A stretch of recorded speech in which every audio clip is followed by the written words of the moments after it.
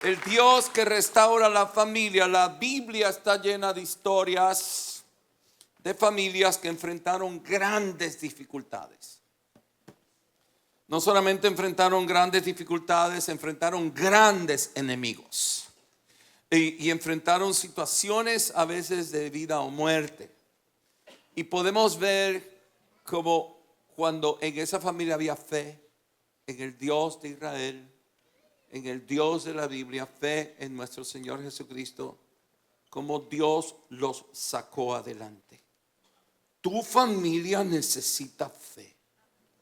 Es una gran diferencia cuando hay un hogar que hay alguien que le cree a Dios y cuando hay un hogar que no hay nadie que le crea a Dios. Con uno solo que le crea en tu casa es suficiente para que Dios haga prodigios y maravillas. Porque la fe trae la presencia de Dios. La presencia de Dios siempre trae nuevos comienzos.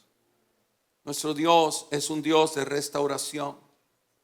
Y nuestro Dios es un Dios que es capaz de hacer milagros, de hacer prodigios y de hacer maravillas. Cuando tu familia enfrente una situación difícil, cuando pienses que todo ha terminado, que todo va mal, es hora de creerle a Dios, es hora de orar a Dios, es hora de adorar a Dios, es hora de invocar al Dios de la Biblia. Nosotros los latinoamericanos discutimos mucho. No, aquí están los angelitos del cielo, aquí están sentados, aquí nadie dice amén ahí, pero yo sé. Los angelitos de Latinoamérica me tocaron a mí a pastorear. Pero nosotros los latinoamericanos discutimos como locos. Discutimos y a veces hablamos cosas de más. Y entonces nos herimos. Y entonces a veces viene el abandono. Me da tristeza cuando yo recibo las estadísticas en Estados Unidos de familia. Yo recibo estadísticas cada 3-4 meses y yo veo como los latinos son los segundos que abandonan el hogar. Los hombres latinos somos los segundos que abandonan el hogar y eso me da a mí mucha tristeza leer eso. Entonces viene el abandono y a veces no somos nosotros, a veces precisamente ataques del mismo infierno. Porque Dios quiere tu familia unida. Dios quiere tu familia próspera, pero Satanás no. Existen entidades demoníacas que dividen y que destruyen la familia, que dividen y destruyen los matrimonios. Muchas veces esas entidades demoníacas vienen a través de nuestras líneas sanguíneas.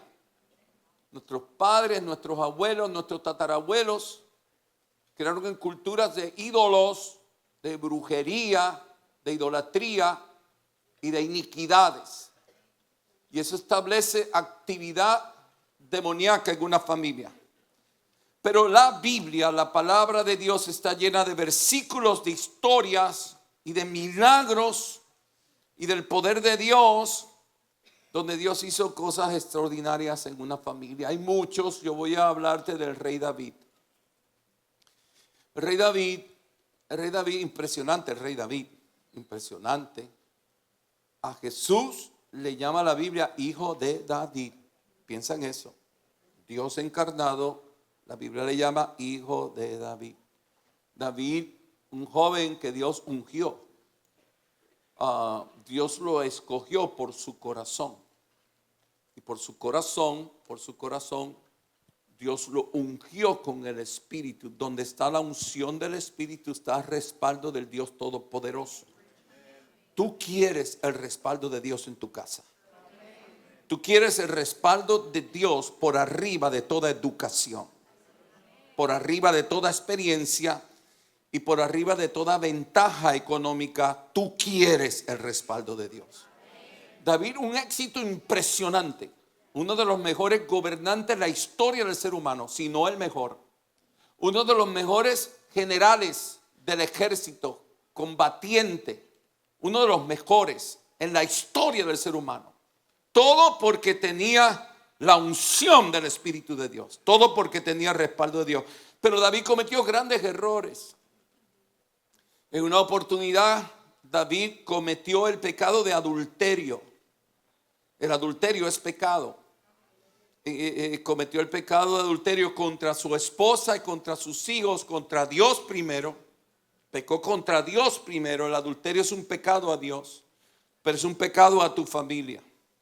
Y cometió el grave error de estar envuelto con una mujer casada. Mira qué silencio, está todo el mundo oyendo el chisme ahora. Ajá. Tengo una atención perfecta, está bueno para poner un selfie de atención aquí. Con una mujer casada, la esposa de uno de sus soldados. O sea, un abuso de autoridad. Dios le había puesto en autoridad y le había dado un ejército. Estos hombres peleaban hasta la muerte bajo el orden de David, bajo el comando de David. Y él lo traicionó y después lo quiso matar. Fue un homicidio premeditado, un abuso de autoridad, un adulterio y un gran egoísmo. El egoísmo es pecado. Esa satisfacción personal ejercitando injusticia. Que no me importan los demás, es lo que a mí me gusta, lo que yo quiero, ese narcisismo, eso es pecado. Y mira lo que dice el Salmo 51, versículo 10. La mayoría de los salmos fueron escritos por David. Muchas de las profecías mesiánicas fueron escritas por David. Y mira a David clamando a Dios por restauración. Porque nuestro Dios es el Dios que restaura. Y David dice, crea en mí, oh Dios, un corazón limpio. Esa parte es bien importante. ¿Qué es lo primero que le está pidiendo David a Dios? Corazón limpio. Y renueva un espíritu recto dentro de mí. No me eches de delante de ti y no quites de mí tu santo espíritu. Vuélveme el gran gozo de tu salvación y espíritu noble me sustenta. Mira qué oración más bonita. Mira cómo el Señor le está pidiendo, Señor, guarda mi corazón. Líbrame del egoísmo. Líbrame de la rebelión. Líbrame del orgullo. David era un hombre extravagante. En una oportunidad, él prepara para que se levante el templo. Y él dice, la Biblia dice que él buscó lo mejor de lo mejor. Acumuló oro, acumuló piedras preciosas, acumuló lo mejor de lo mejor y lo dio. Era un dador extravagante. Lo dio para que el templo de Jehová fuera de una magnífica excelencia. David era un dador extravagante, era un adorador extravagante. Y yo me pongo a pensar, llamaban a David y David tocaba el arpa. Y los demonios que atormentaban al rey Saúl salían corriendo. Simplemente porque David tocaba el arpa. Él no cantaba, él no hablaba. Simplemente los dedos de David hacían plin, plin, plin y el diablo salió huyendo. Te voy a explicar algo, escúchame bien. Con todas tus imperfecciones, si tú le pides a Dios que te dé a ti un corazón recto y puro delante de Él, todo lo que tú hagas tendrá repercusiones en el mundo espiritual. David nada más hacían ping, ping, ping, ping y los diablos salían corriendo. Ni hablaba, ni reprendía. Simplemente sus dedos tocaban alabanza al Señor y eso era suficiente. Era un adorador extravagante. Era un dador extravagante, era un pecador extravagante. Lo que hizo David es un grave pecado delante de Dios. Traicionó a su esposa, traicionó a sus hijos, traicionó al soldado que estaba bajo su autoridad, manipuló a su esposa, porque en esa época, si un rey te mandaba a llamar y tú no ibas, quedaba la duda o el temor de que ese rey la iba a coger contra ti, te podía matar. Pero la restauración de David también fue extravagante. Ahora mira por qué. Vamos al Salmo 51, versículo 16. ¿Están ahí? Este es David otra vez. Porque no quieres sacrificio, que yo lo daría. No quieres holocausto. Los sacrificios de Dios son el espíritu quebrantado, al corazón contrito y humillado no desprecias tú, oh Dios. Tiene que haber un espíritu quebrantado. Espíritu quebrantado habla de rendirse. Me gusta en inglés decirlo, when you surrender to Jesus. Cuando tú no le discutes, cuando tú no presentas argumento, cuando hay una crisis en tu casa y tú te pones a orar, me duele mucho, él es el culpable, mira lo que me hace. No, eso no es un corazón contrito, eso no es un corazón humillado, eso no trae restauración. Un corazón quebrantado es esencial para que el proceso de restauración esté en tu familia. Y por mucho tiempo te enseñaron a orar. ¿Hasta cuándo, Señor? No aguanto más. Mira lo que me hizo. Yo quiero decirte, escúchame bien. Dios no escucha esa porquería de oración. Eso no es fe. Eso es una queja. Eso es hacerte víctima. Y eso es rebelión. Ay, nadie dice nada aquí. Alabado sea Dios. Lo primero, que un espíritu quebrantado es uno que se rinde. Surrender. No discute. No hay argumento. Vienes a Dios lista o listo para hacer lo que Él te pida. Eso es un corazón quebrantado. David en su trono de gloria bajo la unción del Espíritu Santo, llegó el profeta Natán y le dijo: Rey David, usted ha pecado contra Dios. Lo que usted hizo estuvo mal. Inmediatamente se tiró al piso delante de todo el mundo. Empezó a clamar a Dios por misericordia. No presentó argumento. No hubo discusión. Se rindió inmediatamente. Un espíritu quebrantado son los que aprenden a renunciar al orgullo. Al orgullo no se renuncia una vez y ya. Al orgullo se renuncia todos los días. Y son los que se apartan de la rebelión. Dios no puede restaurar donde el orgullo está presente. Dios no puede restaurar tu familia donde el orgullo está presente. Tiene que haber entrega. Él dijo: los sacrificios que Dios busca, un espíritu quebrantado y un corazón contrito y humillado, no despreciarás tú. Un corazón contrito y humillado son aquellos conmovidos por el amor de Dios y abiertos de corazón para que Dios obre en ellos. Los que valorizan la gracia, escúchame bien. Son 21 años como pastor y mi esposa y yo hemos visto de todo aquí. Si yo voy a escribir un libro que se llama He visto de todo. He visto de todo y eso va a ser un bestseller. Entonces, ¿cuánta gente está sola? ¿Cuánta gente todavía está en sus países pasando necesidades, sin familia? Tú tienes que valorizar tu familia. Lo que Dios te ha dado, Dios te lo ha dado por su gracia. Tú tienes que valorizar que Dios te ha dado hijos, que Dios te dio una esposa, que Dios te dio un esposo. Tú tienes que valorizar que tú tienes una familia. Una familia es un lugar que tú necesitas. Es un lugar donde se cancela la soledad. Es un lugar donde aprendes a amar y a recibir amor. Es un lugar donde te vas a sentir completo. Y Dios te lo ha dado no porque tú te lo mereces. Dios te lo ha dado porque Dios es un Dios de gracia. Y un corazón contrito y humillado es aquel que valoriza la gracia, que valoriza que Dios es bueno, que atesora lo que Dios te ha dado. A veces lo tomamos como algo sin valor.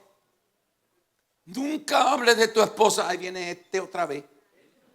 Ahí viene esta otra vez. No, es una falta de respeto. Usted tiene que respetar su matrimonio. Usted tiene que seleccionar las palabras que va a traer a su casa. Porque Dios necesita que usted tenga un corazón contrito y humillado. Y que usted valore y atesore la gracia que Él le ha dado. Un corazón contrito y humillado es uno que aprecia lo que Jesús hizo, lo que Jesús hace y lo que Jesús va a hacer. Para restaurar, tiene que haber un corazón contrito y humillado. Te voy a explicar por qué y escúchame bien. Primero que nada, Dios no se fija en tu pecado ni en la magnitud de tu pecado. Para restaurar, Dios no dice, no, pero es que David la embarraste bien grande, David, no, imagínate lo que tú has hecho, David. No, ese es el hombre que no conoce a Dios. Dios no hace nada. Dios no se fija en la magnitud de tu error ni en la magnitud de tu pecado, pero Dios sí se fija en la magnitud de tu arrepentimiento. Dios sí se fija si tú vienes a Él con el corazón correcto. Para restaurar, Dios no se fija en la gravedad por la que estás pasando. Porque todo pecado tiene consecuencias. No le digas a Dios lo difícil que son las consecuencias, porque Dios las sabe y Dios no va a escuchar esa oración. Dios no se fija en lo que tú estás pasando, pero Dios sí se fija en tu fe. Dios sí se fija en tu fe. Dios se fija en la fe que tú clamas a Él por su misericordia, por sus promesas bíblicas. Y para que Él se involucre, en ayudarte a salir adelante. Él sí se fija en la fe, pero no se fija en que te duelen las consecuencias de tu pecado. Para restaurar, Dios necesita un corazón constricto y humillado. Porque mira lo que significa restauración bíblica. Escúchame bien. Restauración bíblica, que tú estás aquí y de momento vino algo, o cometiste un error, o pasó algo, que te caíste de aquí y caíste allá abajo y te rompiste. Se rompió. Entonces, pero allá, aunque esté todo roto, si hay fe, si hay un corazón contrito y humillado, Dios baja allá abajo y se mete contigo. Y te pone en su mano de padre y te pone, no te pone aquí, te pone aquí, te pone aquí. Y empieza a pasarte la mano. Empieza a arreglar este asunto. Empieza a formarte bien formadita. Y cuando tú estás listo, Él no te devuelve aquí. Cuando tú estás listo, Él te devuelve acá.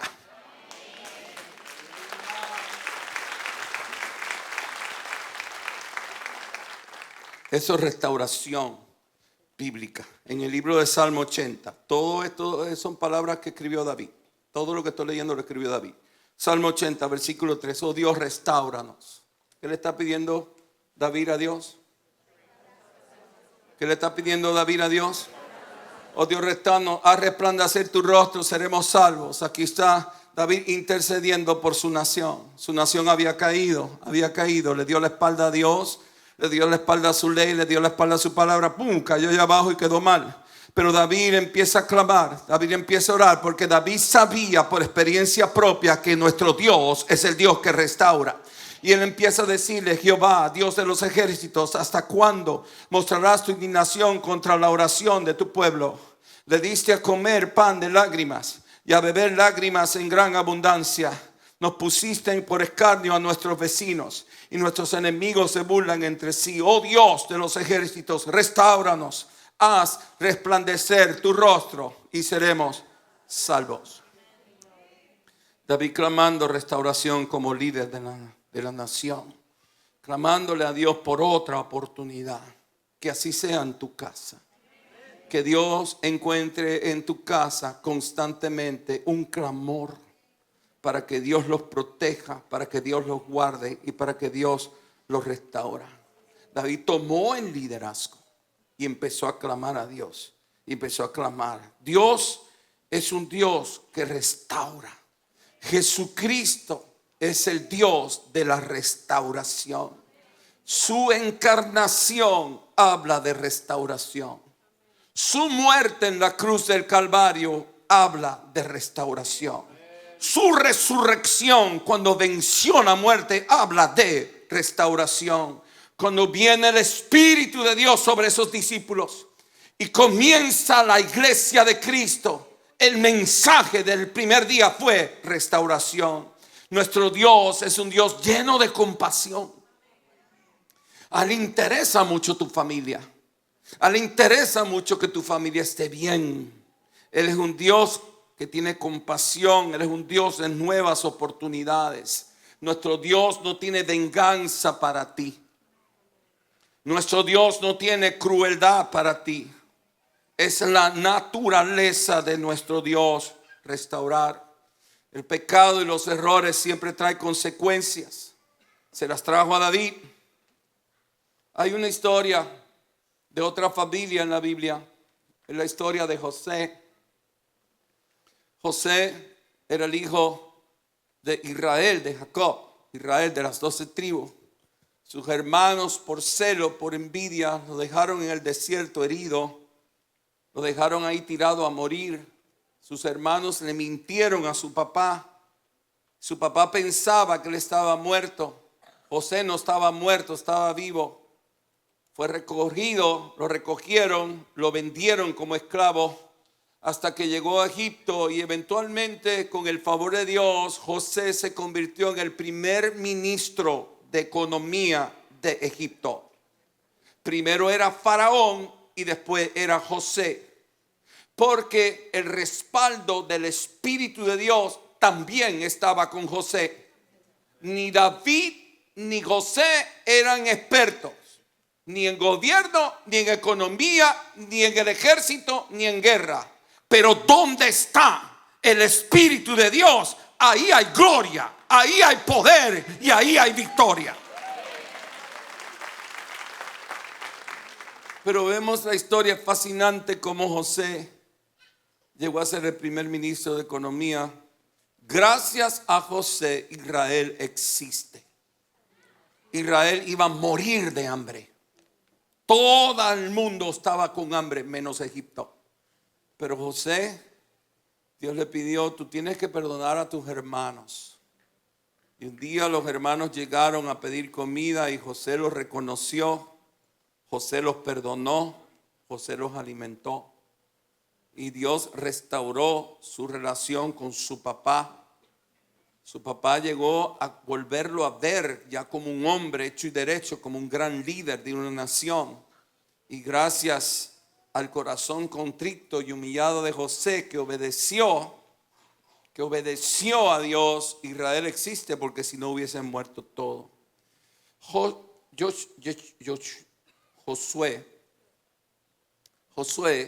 José era el de Egipto. Josué fue el que reemplazó a Moisés. Ahora escúchame bien. Hay una frase poderosa en la Biblia que la estaba cantando Natalie en el cántico nuevo ese, que yo y mi casa serviremos a Jehová.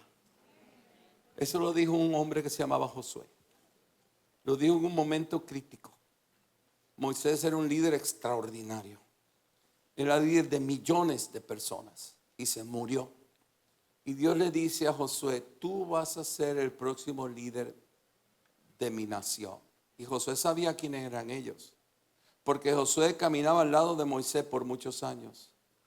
Josué escuchaba cuando Moisés le decía a Dios: llévame para el cielo. Yo no quiero seguir con esta gente dura. Esta gente me tiene seco. Llévame, prefiero que me mates y me lleve. Josué lo oía. Él sabía lo que le esperaba. Él sabía que ser líder de Israel significaba guerra, tormento, quejas y gente difícil. Pero cuando Dios lo llamó a ser el líder, lo primero que dijo Josué, dijo: yo y mi casa serviremos a Jehová. Te enseño un secreto espiritual. Cuando en tu casa está todo bien, todo lo que tú hagas te irá bien. Josué sabía.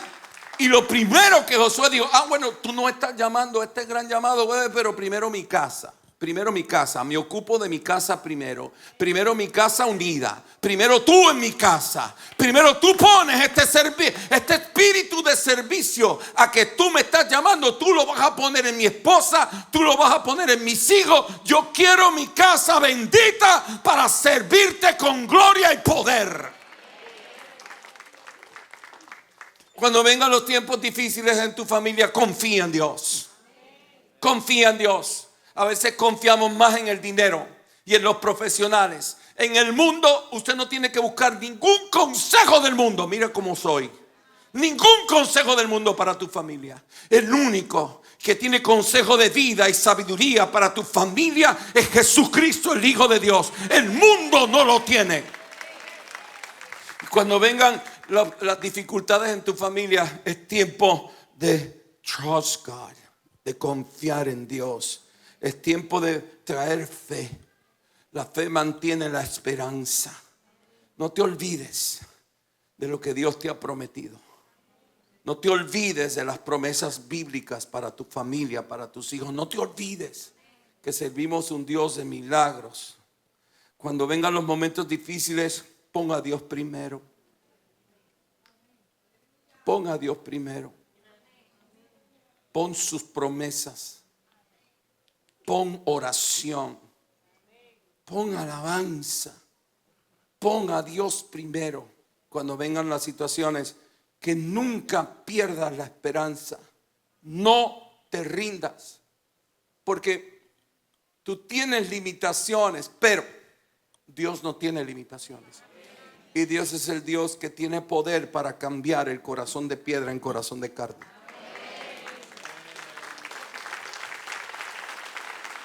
Cuando vengan situaciones en tu familia, es tiempo de orar. Ora que Dios sane tu familia. Ora que Dios sane tu familia. Viene una crisis en el matrimonio. Déjame orar por Dios sana esta familia. Dios sana. Ora que Dios restaure, que Dios sane tu familia. Viene una crisis con tus hijos. Dios sana. Dios sana la relación con mis hijos. Viene una crisis con tu suegra. Ora por tu suegra. La suegra, dígame amén. No, pero espérate un momento. Las suegras son las primeras que tienen que orar por sus hijos y por los esposos y las esposas de sus hijos. La suegra, dígame amén aquí rápido. Entonces, cuando venga una crisis en la familia, hay que orar por healing. Hay que orar por sanidad. Señor, sana, sana, trae sanidad, trae sanidad. Entonces, cuando tú estás orando por sanidad y tú estás orando, viene la voz de Dios. Viene la voz de Dios. Ahí comenzó el proceso de restauración. ¿Te acuerdas que yo le hablé aquí de la esquinita, lo que Dios estaba haciendo aquí? Ok. So, tú empiezas a orar aquí. Tú estás ahí, Dios está ahí. Right? Dios no te ha puesto ahí porque Dios está preparándote para allá. Entonces tú empiezas a orar, sana mi matrimonio, sana mis hijos, sana mi suegra, sana mi nuera, mi yerno, sana. Tú empiezas. Entonces cuando tú empiezas a orar por sanidad, ahí viene la voz de Dios. Y lo primero que te va a decir la voz de Dios, te va a decir, perdona y ten paciencia. ¿Qué es lo primero que viene? Ya cuando el Señor te dice a ti, perdona y ten paciencia porque tú estás orando que Dios sane tu familia, ya cuando viene la voz y te dijo eso es que ya está obrando. Ya le está obrando. Entonces, como tú eres como David, tú no te vas a poner a discutir. You will surrender. Tú no te vas a poner a defender, no, pero él fue el que lo hizo. No, eso no es lo que te dijo Dios. Dios no te preguntó qué pasó. Dios te está diciendo perdona y ten paciencia. Entonces tú perdonas y tú tienes paciencia. Y cuando Dios ve que tú hiciste caso, que tú fuiste obediente y tú perdonas y te pones a esperar que Dios está obrando, entonces vienen las fuerzas como el búfalo que te va a hacer fuerte, grande y poderoso. Es entonces, después que tú oras por sanidad y después que tú respondes con amén, Señor, lo que tú digas, perdonando y esperando en Dios. Y entonces vienen las fuerzas como el búfalo. Ya está el proceso de restauración. Y entonces, después que vienen las fuerzas como el búfalo, el Señor derrama en ti un amor sobrenatural. Ya tú no lo ves feo a él más. Ya tú no la ves a ella nada. Ya cambió tu mirada, cambió tu visión, porque entonces Dios derrama en ti un amor sobrenatural. Y entonces, viste, tú estás aquí todavía, all right? Tú estás orando por healing, sanidad. Dios te dice, ok, perdona, please, perdona. Y ten paciencia. Y tú dices, amén, Señor, lo que tú digas. Pues yo tengo un corazón contrito y mío, lo que tú digas. Yo no estoy peleando ni discutiendo. Yo no soy rebelde. I surrender. Yes, lo que tú digas, yo me rindo. Entonces el Señor dice, oh, good, fuerzas sobrenaturales. Tú sabes, una sopa. Fuerza sobrenatural. Y el Señor te hace fuerte. Te hace fuerte que no hay diablo que te mueva de tu casa. Te hace fuerte, te hace fuerte. Y después te dice, yo quiero que sirvas. Esposo que está aquí, escúchame bien. ¿Cuántos esposos hay aquí? La mujer fue creada por Dios. Y en el diseño de la mujer, todo lo que tú le pones a la mujer, Dios lo multiplica dentro de la mujer. Y Dios hará que tu mujer te lo devuelva.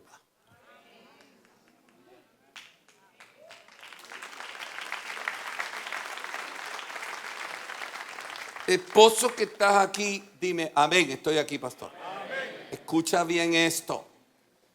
Tu mujer la creó Dios. No para que tú la entiendas, es para que tú la ames. No pierdas tu tiempo tratando de entender a nadie aquí. Ámala. Entonces, tu mujer fue creada por Dios de tal manera que todo lo que tú le pones a la mujer tuya, Dios se lo multiplica dentro de ella. Y después Dios hará que ella te lo devuelva a ti. Tremendo negocio ese. Lo hace Dios, no lo hace ella, lo hace Dios. No me entienden los hombres, alabados sea Dios. Esposo que estás aquí, todo lo que tú le des a tu mujer, Dios se va a encargar de multiplicarlo adentro de ella. Y después Dios se va a encargar que ella te lo devuelva a ti. Sirve a tu mujer. Ama a tu mujer.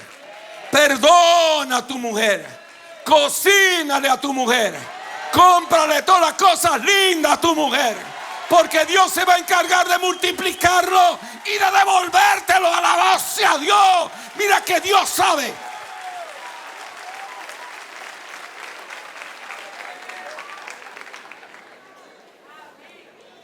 Qué privilegio más grande es servir al ser que te ama y que tú amas. Sirve a tus hijos. Quiero terminar con esto. En el matrimonio, en la familia, no solo el matrimonio, en la familia, tiene que existir una conversación abierta, transparente, sincera. Tiene que haber comunicación.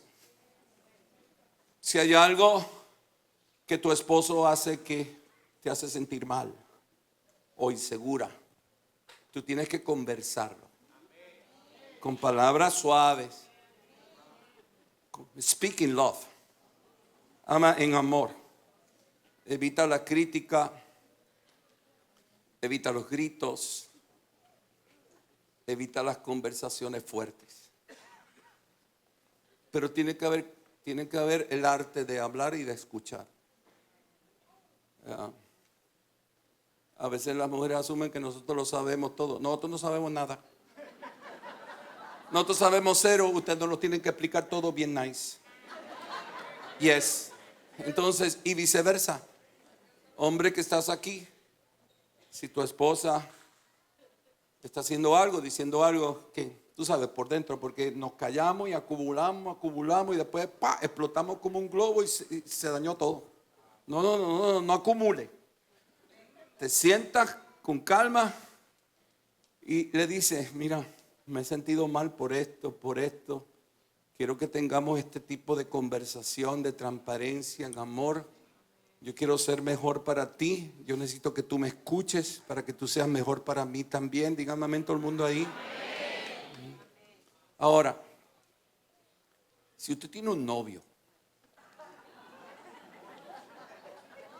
o si usted tiene una novia, ¿okay? No, quiero hablar esto bien claro.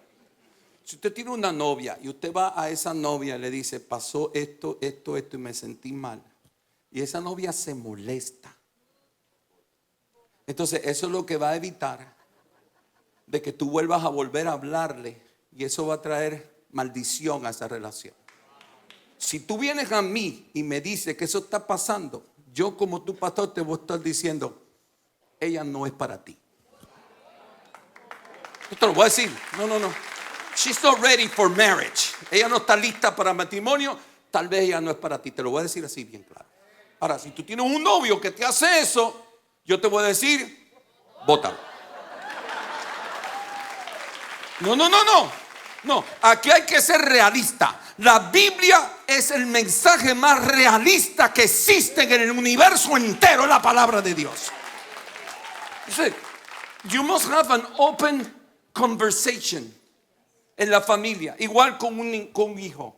Si está haciendo algo, no, pero pastor, va y le digo algo y se va de la casa. No, es que ya está fuera de la casa porque tú lo votaste, porque tú cediste la autoridad. Tú lo entregaste a Satanás. Usted es la mamá, usted es el papá, usted es la autoridad. Con los hijos igual. Siéntate ahí, hijo, tenemos que hablar. Tiene que haber una conversación en amor, no en palabras bruscas ni en gritos, no, porque eso nos echa para atrás. Yo no quiero que se eche para atrás, yo quiero que vayan para adelante. Tienen que hacer una conversación en amor. Tiene que haber unos oídos que tengan amor para escuchar, y nos hablamos, nos comunicamos y nos superamos. Y entonces la restauración es un proceso. Cuando tú oras aquí, Señor, sana. Cuando tú obedeces, que el Señor te dice, perdona. Y cuando tú tienes paciencia.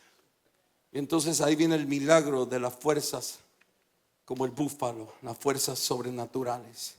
Y entonces el Señor te empieza a decir, conversen, escúchense. Cuando tú escuchas y tú consideras a esa persona, tiene que haber respeto y consideración. Si le duele a ella, para ti es importante. Tú tienes que aprender a que no le duela más. Y si le duele a él, para ti es importante. Tú tienes que aprender que no le duela más. Pero tú tienes que escuchar para aprender. Si no escuchamos, no aprendemos. Entonces el Señor, cuando pasa todo eso, hace así. Oh, quedó bien bonito. Y te coloca allá arriba para que todo el mundo sepa que en tu casa Jesucristo es el Señor.